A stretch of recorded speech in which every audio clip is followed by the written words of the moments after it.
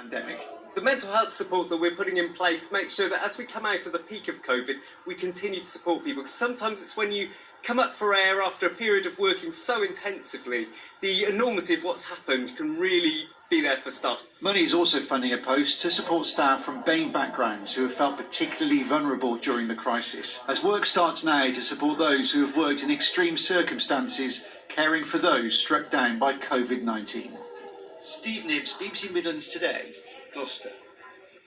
Wenbrook Primary School in Nuneaton has been closed for 2 weeks after 2 members of staff tested positive for coronavirus. The council says that area of the town is being particularly affected by COVID-19 at the moment. Fire crews have been damping down at the site of an old school in Dudley. Part of Blowers Green School collapsed after a fire started in the early hours of the morning. 6 crews were called to the scene. An investigation into what caused the blaze is underway. The West Midlands Chief Constable has praised the professionalism of pubs on their first day of trading in more than 3 months.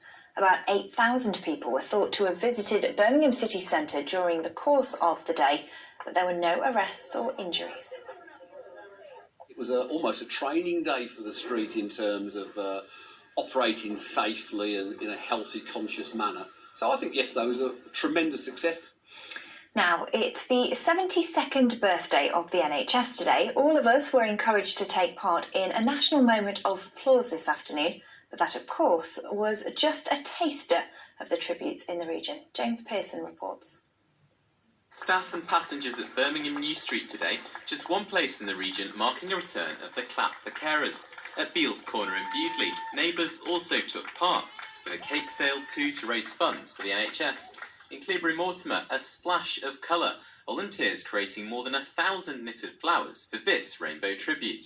Hair salons showed their support too. Shropshire nurse Fiona Howarth, just one of hundreds of NHS staff getting a free cut to say thanks. It's lovely to be recognised and valued, but at the end of the day, you know, it's our job, but this is just an added bonus, and it's fantastic for them to do this.